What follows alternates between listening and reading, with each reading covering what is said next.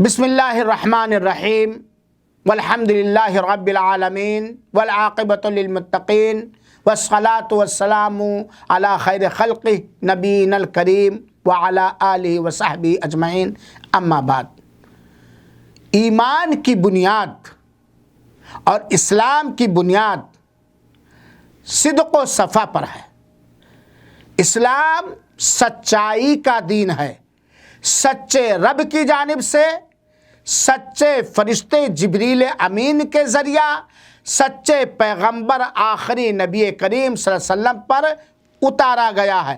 چنانچہ اسلام کے اہم ترین اصول اور ضابطے اور بنیاد صدق اور صفا پر ہے، اور نفاق کی بنیاد جھوٹ پر ہے۔